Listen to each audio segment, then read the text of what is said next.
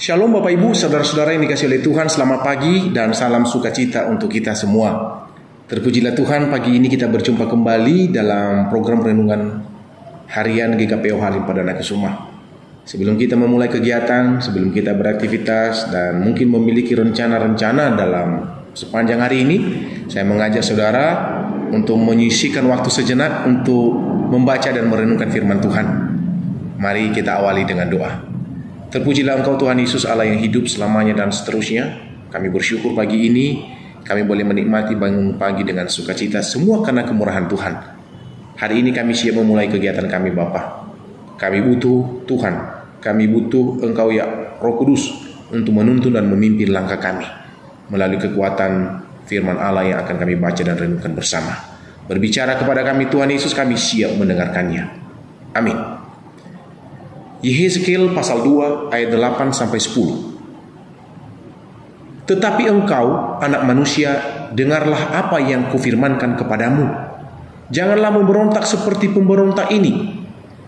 Ngangakanlah mulutmu dan makanlah apa yang kuberikan kepadamu. Aku melihat sesungguhnya ada tangan yang terulur kepadaku, dan di dalamnya ada gulungan kitab. Lalu ia membentangkannya di hadapanku. Gulungan itu ditulisi bolak-balik dan di sana tertulis nyanyian ratapan, keluh kesah, dan rintihan. Tema renungan bagi kita pagi ini adalah menerima dan menyampaikan firman Tuhan. Bapak Ibu Saudara, kitab Yehezkiel ditulis pada masa pembuangan bangsa Israel ke Babel, sekitar tahun 593 sampai 571 sebelum Masehi tentunya. Yehezkiel adalah seorang imam yang dipanggil Tuhan untuk menjadi nabi. Dia menerima penglihatan dari Tuhan yang mengungkapkan kehancuran Yerusalem akibat dosa-dosa bangsa Israel. Kalau kita memperhatikan dalam bacaan kita pagi ini, Yehezkiel 2 ayat 8-10, Tuhan menegaskan bahwa umatnya telah memberontak. Dan Yehezkiel diberi gulungan kitab yang berisi perkataan, ratapan, dan juga terkait dengan keluh kesah, kecelakaan sebagai simbol tugasnya untuk menyampaikan firman Tuhan. Meskipun ketika ia melakukan tugas kenabiannya, ia menghadapi penolakan dari umat Israel. Konteks ini menunjukkan bahwa panggilan Yehezkiel sebagai penyampai kebenaran di tengah bangsa yang keras hati dan bangsa yang tegar tengkuk. Saudara-saudara, Tuhan memerintahkan Yehezkiel untuk tidak menjadi seperti bangsa Israel yang keras kepala dan yang senang memberontak.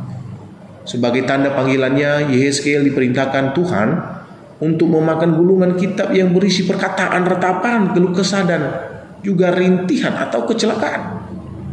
Tentunya pesan ini mengajarkan bahwa sebelum kita bisa membagikan firman Tuhan kepada orang lain, dalam konteks ini, sebelum Yehezkiel menyampaikan firman Allah kepada bangsa Israel, hendaknya kita harus terlebih dahulu menerima dan menghidupi firman Tuhan itu di dalam hidup kita sehari-hari.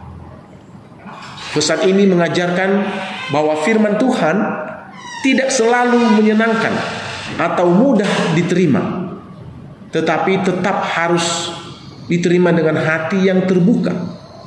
Yehezkiel dipanggil untuk menyampaikan kebenaran, meskipun itu berarti membawa pesan yang sulit bagi bangsa yang telah berpaling dari Tuhan.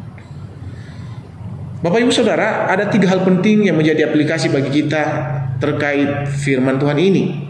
Hal yang pertama, menerima firman Tuhan dengan hati terbuka. Terkadang firman Tuhan mengoreksi dan menegur kita yang menyampaikan firman Tuhan itu sendiri. Jangan menolak, tetapi terimalah itu sebagai bentuk kasih Tuhan kepada kita. Hal yang kedua, menjadi penyampai kebenaran. Seperti halnya Yehezkiel, kita dipanggil untuk menyampaikan firman Tuhan kepada orang-orang yang ada di sekitar kita.